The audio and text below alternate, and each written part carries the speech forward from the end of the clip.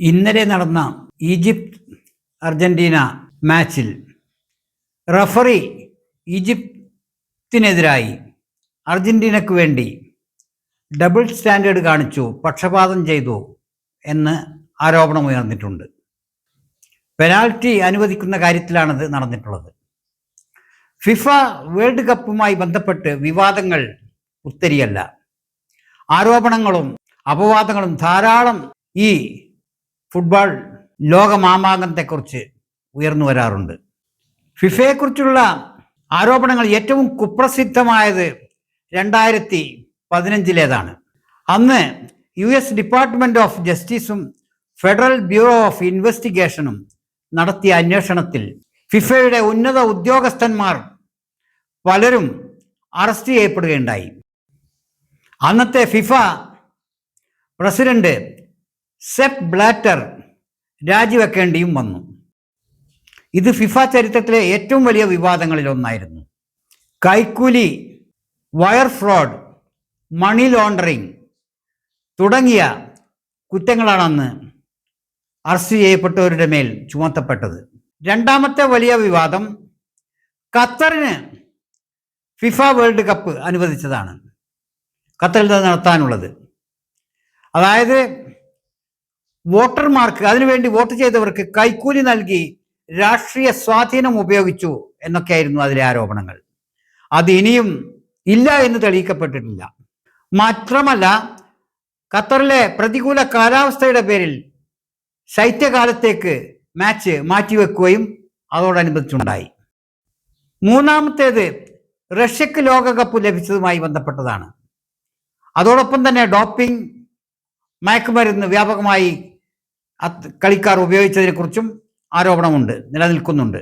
നാലാമത്തെ ആരോപണം അർജന്റീനയിലെ സൈനിക ഭരണകൂടം രാഷ്ട്രീയമായി 1978 അന്നത്തെ സൈനിക ഭരണകൂടം, അർജന്റീനയിലെ ഭരണകൂടം 1978 അർജന്റീന പെറു മത്സരത്തിൽ അതിന്റെ ഫലനിർണയത്തിൽ വളരെ ശക്തമായി ഇടപെട്ടു എന്നുള്ളതായിരുന്നു ആരോപണം. അഞ്ചാമത്തെ വിവാദം റഫറിയിങ് വിവാദങ്ങളാണ്. 2002 വേൾഡ് കപ്പിൽ ദക്ഷിണ കൊറിയക്ക് അനുകൂലമായി റഫറിയുടെ തീരുമാനങ്ങളെക്കുറിച്ച് വ്യാപകമായ വിമർശനം ഉയരുകയുണ്ടായി. ആറാമത് ടിക്കറ്റ് സ്പോൺസർഷിപ്പ്, ടിക്കറ്റ് കരിഞ്ചന്ത, VIP ടിക്കറ്റുകളുടെ ദുരുപയോഗം, സ്പോൺസർഷിപ്പ് കരാറുകളിലെ സുതാര്യതക്കുറവ്, ഇതെല്ലാം പല ഘട്ടങ്ങളിൽ പലപ്പോഴായി ഫിഫ ഭരണസമിതി നേരിടേണ്ടി വന്നിട്ടുണ്ട് മുമ്പും. ഏറ്റവും കുപ്രസിദ്ധമായിട്ടുള്ളത് 2015 അഴിമതിയും 2022 ഖത്തറിന് ഫുട്ബോൾ അനുവദിച്ചതും 78 അർജന്റീന പെറു മത്സരത്തിലെ രാഷ്ട്രീയ ഇടപെടലുമാണ്. ഇതിനൊക്കെ പുറമെ ഇത്തവണ കളി തുടങ്ങിയത് മുതൽക്ക് തന്നെ അർജന്റീനക്ക് അനുകൂലമാണോ ഫിഫയും അതിൻ്റെ റഫറിമാരും മറ്റെല്ലാവരും എന്ന ചോദ്യം ഉയർന്നു വരികയുണ്ടായി. ഏതായാലും ഈ പ്രസ്ഥാനത്തെക്കുറിച്ച്, ഈ ഫിഫയെക്കുറിച്ച് ആരോപണങ്ങൾ ആദ്യമായിട്ടല്ല, അവർക്ക് അതിലൊട്ട് പുതുമയുമില്ല. ഇവിടെയൊക്കെ മനസ്സിലാക്കേണ്ടത്, ഫിഫ വേൾഡ് കപ്പ് നടത്തുന്ന സംഘടന അതൊരു സർക്കാർ സംഘടനയല്ല. അത് കുറേ പേർ ചേർന്ന് ഉണ്ടാക്കിയ ഒരു അസോസിയേഷൻ പോലെയുള്ള ഒരു പ്രസ്ഥാനമാണ്. സൂറിച്ച് കേന്ദ്രമായി സ്വിറ്റ്സർലാൻഡിലെ ഒരു പ്രൈവറ്റ് സംഘടന എന്ന് തന്നെ അതിനെ പറയാം. ഏതായാലും അത് പ്രതിഫലേച്ഛ കൂടാതെ നടത്തുന്ന ഒരു സംഘടനയാണെന്നാണ് വെപ്പ്. എന്നിരുന്നാലും ധാർമ്മികതക്കോ സദാചാരത്തിനോ മറ്റ് മൂല്യവ്യവസ്ഥകൾക്കോ അതിൻ്റെ കളിയുമായി ബന്ധപ്പെട്ട് യാതൊരു സ്ഥാനവും ഉണ്ടായതായി ഇതേവരെ അറിവില്ല. എങ്കിലും ഇതൊരു ആഗോള കായിക വിനോദം എന്ന നിലക്ക് എല്ലാവരും ഏറെ കാത്തിരിക്കുന്ന ഒരു മാമാങ്കമാണ് 4 കൊല്ലത്തിലൊരിക്കലുണ്ടാവുന്ന ഈ ഫിഫ വേൾഡ് കപ്പ് ടൂർണമെന്റുകൾ. കേരളത്തിൽ ഈ ടൂർണമെന്റിനോടുള്ള മനോഭാവം എന്താണെന്ന് പ്രത്യേകിച്ച് എടുത്തു പറയേണ്ടതില്ല. ഈ ടൂർണമെന്റ് വരുന്നതോടുകൂടി കാലണക്ക് ഗതിയില്ലാത്തവൻ പോലും കാശെടുത്ത് സ്വന്തം പോക്കറ്റിൽ നിന്ന് പണമെടുത്ത് ഫ്ലെക്സ് ബോർഡുകൾ സ്ഥാപിക്കുന്ന തിരക്കിലായിരിക്കും. നമ്മുടെ കേരളത്തിന്റെ ഓരോ തെരുവിലും മുക്കിലും മൂലയിലും ഗ്രാമത്തിലും നഗരങ്ങളിലും വലിയ ഫ്ലെക്സ് ബോർഡുകളും ഇതിലെ കളിക്കാരുടെ കട്ടൗട്ടുകളും കാണാം. ഇതിനെല്ലാം ലക്ഷക്കണക്കിന് രൂപയാണ് ഈ ജനങ്ങൾ മുടക്കുന്നത്. ഇങ്ങനെയൊക്കെ മുടക്കുമ്പോഴും ഇതിലെ ഏത് ക്ലബിന്റെ കൂടെയാണ് ആര് നിലകൊള്ളേണ്ടത് എന്നതിനെ കുറിച്ച് ഇവർക്ക് വ്യക്തമായ ധാരണയൊന്നുമില്ലെങ്കിലും പ്രത്യേകിച്ച് പൊളിറ്റിക്കൽ മറ്റ് വംശീയ ചിന്താഗതി ഒന്നും കൂടാതെയാണ് ഓരോ ക്ലബിനെയും ഓരോരുത്തരും പിന്തുണക്കുന്നത് എന്നിരിക്കുമ്പോഴും ചില വസ്തുതകൾ ഇതിൽ ചൂണ്ടിക്കാണിക്കാൻ നിർവാഹമില്ല. ഇസ്രയേലും അമേരിക്കയും ഇറാനിൽ ബോംബ് വർഷിച്ചതോ അതുമായി ബന്ധപ്പെട്ട യുദ്ധമോ അതോടനുബന്ധിച്ചുണ്ടായിരുന്ന ഒരു ഊർജ പ്രതിസന്ധിയോ ഇത്തരക്കാർക്ക്, ഈ കളിഭ്രാന്തന്മാർക്ക് ഒരു പ്രശ്നമേ അല്ല. ഒരു ലോക യുദ്ധം അല്ലെങ്കിൽ രാജ്യത്ത് തന്നെ നീറ്റ് പരീക്ഷയിൽ ക്രമക്കേട് നടന്നതിന്റെ പേരിൽ 20-ലധികം കുട്ടികൾ ആത്മഹത്യ ചെയ്യുകയും അതിന്റെ പേരിലുണ്ടായ പല പ്രശ്നങ്ങളും അതിനെ ആസ്പദമാക്കിക്കൊണ്ട് വലിയൊരു വിഭാഗം ജൻസികൾ, ചെറുപ്പക്കാർ ജന്തർ മന്ദറിൽ 3 ആഴ്ചകളോളമായി നടത്തുന്ന സമരങ്ങളോ നിരാഹാര വ്രതങ്ങളോ ഇതൊന്നും ഈ പന്ത് കളിക്കാർക്ക് പ്രശ്നമല്ല. പന്ത് കളിയിൽ മെസ്സി ജയിച്ചോ അർജന്റീന ജയിച്ചോ റൊണാൾഡോ എത്ര ഗോളടിച്ചു, ഈ തരം തർക്കങ്ങൾക്കാണ് പ്രാമുഖ്യം.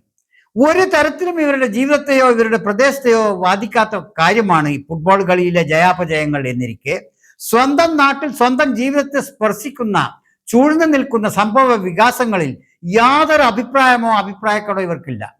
ആ സമയത്താണ് ആഗോളതലത്തിൽ ഏതോ രാജ്യങ്ങൾ എവിടെയോ നടത്തുന്ന ഒരു കായിക വിനോദത്തെപ്പറ്റി ഇത്രയേറെ വാശിയും വീറും, പണച്ചെലവുള്ള വാശിയും വീറും എന്ന് തന്നെ പറയാം, ഇവർ വ്യാപൃതരായിരിക്കുന്നത്. ഇറാൻ അമേരിക്ക ഇസ്രായേൽ യുദ്ധത്തിൽ മാത്രമല്ല, ഇസ്രായേൽ ഗസയിൽ കാണിക്കുന്ന വംശീയ ഉന്മൂലനത്തിൽ ലോകമെമ്പാടുമുള്ള രാഷ്ട്രങ്ങൾ ഒറ്റച്ചേരിയായി ഇസ്രായേലിന്റെ ചെയ്തികളെ എതിർക്കുമ്പോൾ അവിടെ ഇസ്രായേലിനോടൊപ്പം നിൽക്കുന്ന ഒരു രാജ്യമാണ് അർജന്റീന. ഇതൊന്നും കണക്കിലെടുക്കാതെ അർജന്റീനക്ക് പിന്തുണയുമായി നമ്മുടെ യുവജനങ്ങൾ ക്യൂ നിൽക്കുകയാണ്, അവർക്ക് വേണ്ടി കട്ടൗട്ട് നിർമ്മിക്കുകയാണ്. കായിക വിനോദങ്ങളിൽ രാഷ്ട്രീയത്തെയോ വംശീയതയോ കൂട്ടിക്കലർത്താൻ പാടില്ല എന്നാണ് പരിഷ്കൃത സമൂഹം, അങ്ങനെയാണ് അത് അംഗീകരിച്ചിട്ടുള്ളത്. എങ്കിലും അർജന്റീന പോലെയുള്ള നാടുകൾ ഇപ്പോൾ ഇത്തരം കളികളിൽ പോലും പക്ഷപാതങ്ങളും ഡബിൾ സ്റ്റാൻഡേർഡുകളും പാർഷ്യാലിറ്റികളും കാണിക്കുന്നു എന്നുള്ളത് ഈ കളിഭ്രാന്തന്മാർ അല്പം പോലും അതിനെക്കുറിച്ച് വ്യാകുലപ്പെടുന്നില്ല എന്നുള്ളതാണ് അതിശയകരമായിട്ടുള്ളത്. ഒരു ജനതയ്ക്ക് അവർ ഉത്ബുദ്ധരാണെങ്കിൽ അവർക്ക് ചുറ്റും നടക്കുന്ന അവരുടെ ജീവിതത്തെ സാരമായി ബാധിക്കാൻ സാധ്യതയുള്ള സംഭവ വികാസങ്ങളിൽ അവർക്ക് വ്യക്തമായ ഒരു നിലപാട് വേണം, ഒരു അഭിപ്രായം വേണം. പക്ഷേ നമ്മുടെ ജനതയ്ക്ക്, നമ്മുടെ യുവജനതയ്ക്ക് അത് കാണുന്നില്ല. എങ്കിലും നമ്മുടെ നോർത്ത് ഇന്ത്യയിൽ ജന്തർ മന്ദറിൽ കാണുന്ന സംഭവങ്ങൾക്ക് നമുക്ക് പ്രതീക്ഷ നൽകുന്ന സംഭവങ്ങളാണത്. കാരണം ചെറുപ്പക്കാർ ഉണർന്നു തുടങ്ങിയിരിക്കുന്നു. നമ്മുടെ കേരളത്തിലെ ചെറുപ്പക്കാർക്ക് ഉണർവിലേക്ക് ഇനിയും എത്തിച്ചേർന്നിട്ടില്ലെങ്കിലും രാജ്യത്തിന്റെ നാനാഭാഗങ്ങളിൽ പലതരത്തിലുള്ള ഉയർത്തെഴുന്നേൽപ്പുകൾ ചെറുപ്പക്കാർ നടത്തിക്കൊണ്ടിരിക്കുന്നുണ്ട് എന്നുള്ളത് ആശ്വാസകരമാണ്. കായിക വിനോദങ്ങളിൽ ഏർപ്പെടുന്നതോ കായിക വിനോദങ്ങൾക്കുള്ള അവസരങ്ങളെ ഉപയോഗപ്പെടുത്തുന്നതോ ആർക്കും പരാതി ഉണ്ടാവില്ല. പക്ഷെ എവിടെയോ നടക്കുന്ന ഏതോ ബനാന റിപ്പബ്ലിക്കുകൾ തമ്മിൽ നടക്കുന്ന കളികൾക്ക് വേണ്ടി അതിൻ്റെ പേരിൽ വാതുവെക്കാനും പന്തയം കെട്ടാനും കശപിശ കൂടാനും കലാപമുണ്ടാക്കാനും കാശ് ദൂർത്തടിക്കാനും മെനക്കെടുക എന്നുള്ളത് വലിയ ബുദ്ധിശൂന്യതയാണെന്ന് പറയാതിരിക്കാൻ വയ്യ. ഒരു ജനതയുടെ ആരോഗ്യകരമായ നിലനിൽപ്പിന്, ഫിസിക്കൽ ഫിറ്റ്നസ്സിന് തീർച്ചയായും വിനോദങ്ങൾ കൂടിയേ തീരൂ. വിനോദം അതിൽ ഏർപ്പെടുന്നതിലൂടെയാണ് അതിൻ്റെ ഫലം സിദ്ധി ഉണ്ടാവുന്നത്.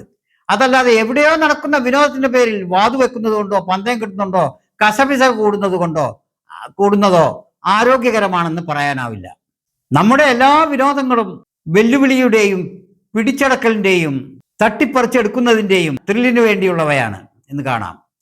വിട്ടുകൊടുക്കലിന്റെയും സംയാനത്തിന്റെയും അനുഭൂതികൾ ആസ്വദിക്കാൻ പാകത്തിലുള്ള വിനോദങ്ങൾ നമുക്ക് ഇല്ലെന്ന് തന്നെ പറയാം. എല്ലാ വിനോദങ്ങളും കിടമത്സരത്തിന്റെ മാത്സര്യ ബുദ്ധിയുടെ പ്രകടനങ്ങളാണ്, അതിന്റെ ത്രില്ലിനു വേണ്ടിയുള്ളവയാണ്. നന്മയുടെ പ്രതീകങ്ങളായ ഒരു വിനോദ ഉപാധികളും നമ്മുടെ മുമ്പിൽ ഇപ്പോൾ ഇല്ലെന്ന് തന്നെ പറയാം. അതുകൊണ്ട് തന്നെ കായിക വിനോദങ്ങളിൽ നിന്ന് വലിയ ധാർമ്മികതയൊന്നും ആരും പ്രതീക്ഷിക്കരുത്. അതിൽ ഇത്തരം ഇരട്ടത്താപ്പിന്റെയും പക്ഷപാതത്തിന്റെയും പല പ്രവണതകളും സ്വാഭാവികവുമാണ്, അതിൻ്റെ ഭാഗമാണ്.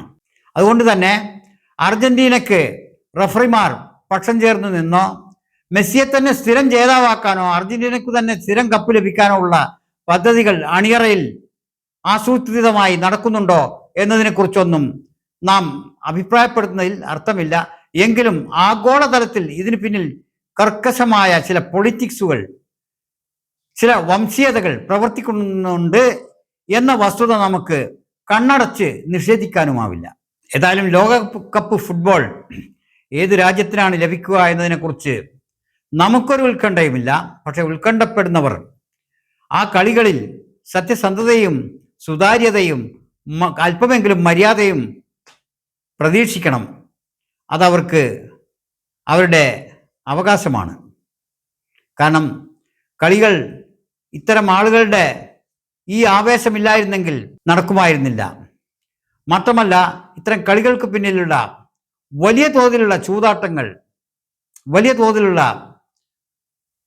സാമ്പത്തിക ഇടപാടുകൾ കൂടി സമാന്തരമായി ഇത്തരം ആഗോള കളികൾക്ക് പിന്നിൽ ഉണ്ട് എന്നും കേൾക്കുന്നു. അതൊന്നും ലോക സമ്പദ്ഘടനയ്ക്ക് ഗുണകരമായ കാര്യങ്ങളായി കൊള്ളണമെന്നില്ല. ഏതായാലും നമ്മുടെ കായിക വിനോദങ്ങൾ എല്ലാം തന്നെ നമ്മുടെ ലോക സമാധാനത്തിനും സൗഹാർദ്ദത്തിനും ഉപാധികളായി തീരട്ടെ എന്ന് ആഗ്രഹിക്കാം.